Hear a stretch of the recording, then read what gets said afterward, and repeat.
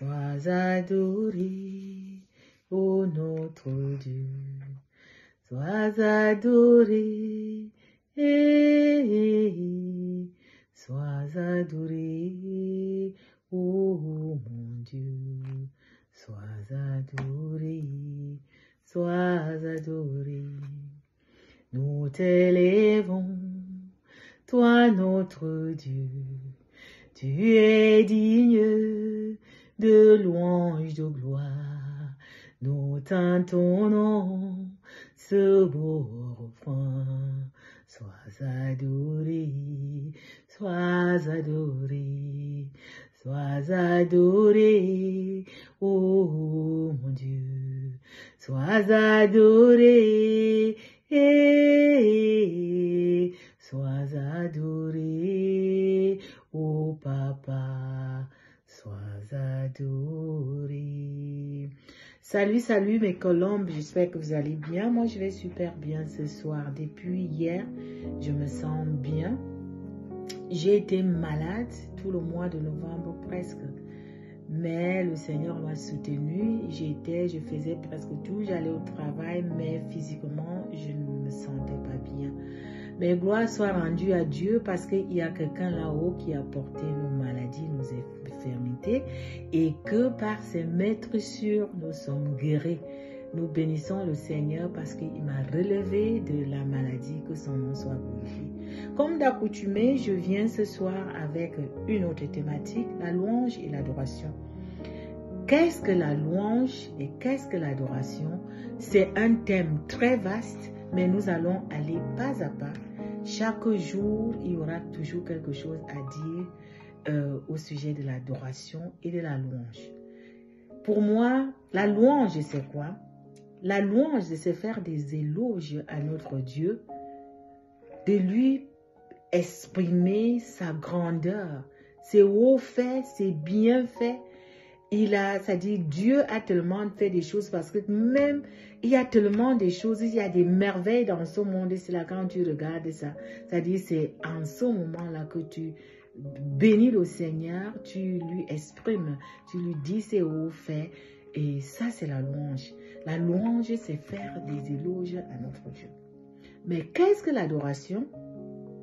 L'adoration,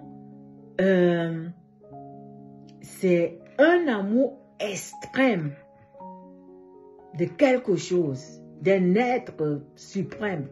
C'est ce qu'on appelle, quand on parle déjà d'adoration, il y a déjà même une attitude que nous devons prendre.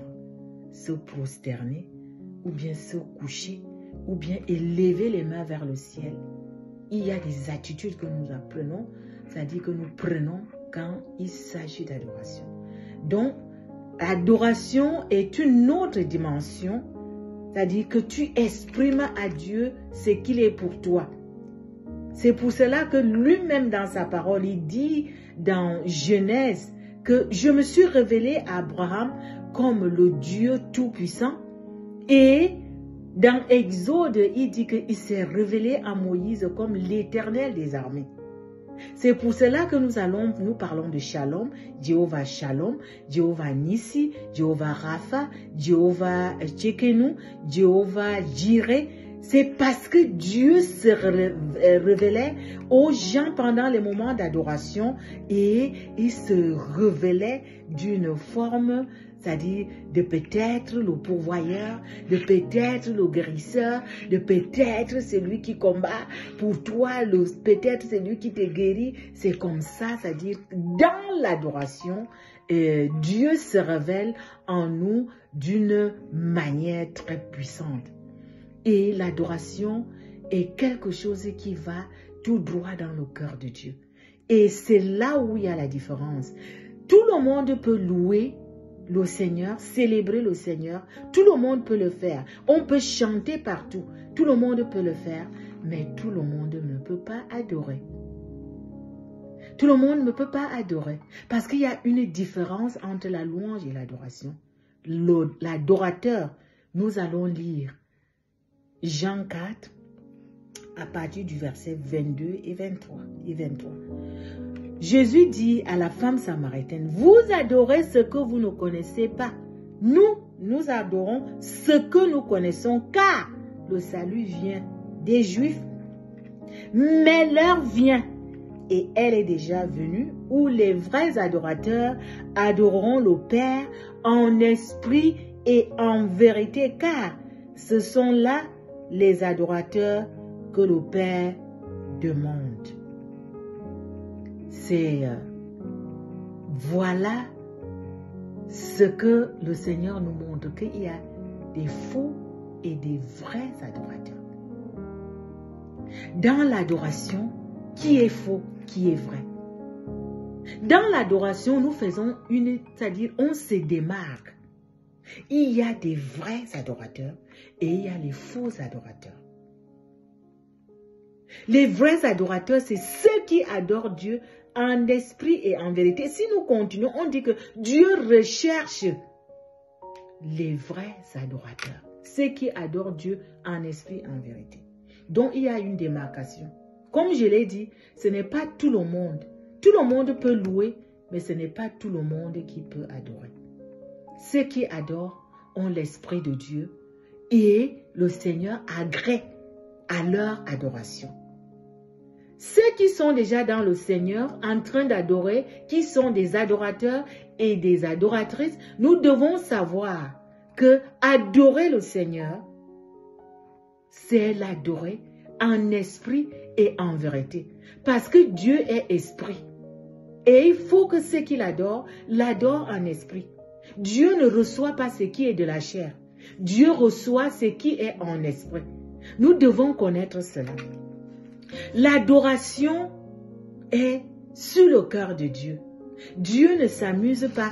Et je crois que la tentation du diable, c'est-à-dire de Jésus, quand il a fait les 40 jours de jeûne, nous voyons ce que le diable lui dit. C'est-à-dire quand il vient le tenter. Et nous allons lire ce qu'il dit. C'est dans Matthieu 4, le verset 8. Voilà ce que le diable dit.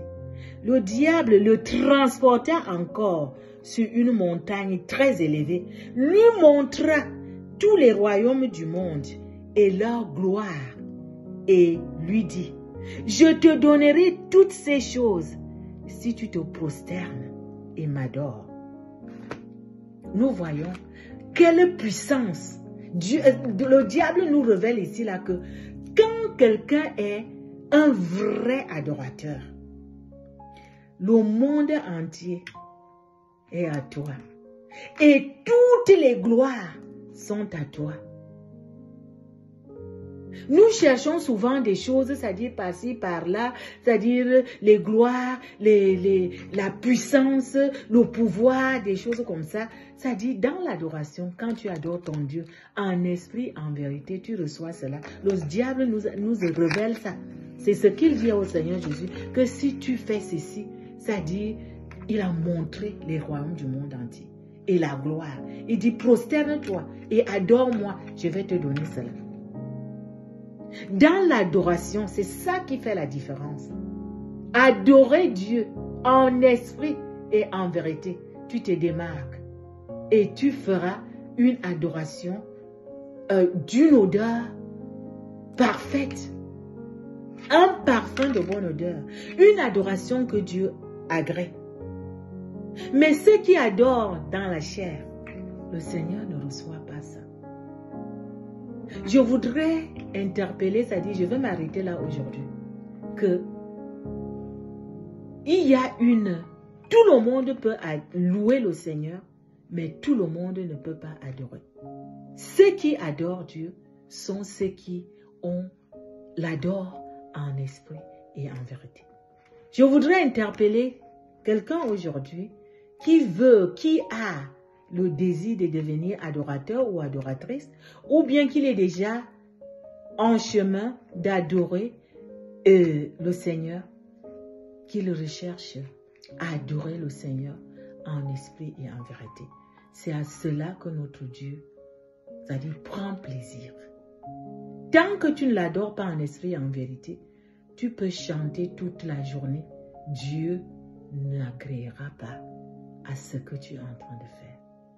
Mais pendant une adoration, dans l'esprit et dans la vérité, le cœur de Dieu bouge. Tout ce que tu demandes, tu reçois. Que le Seigneur vous bénisse ce soir. Soyez bénis et bisous.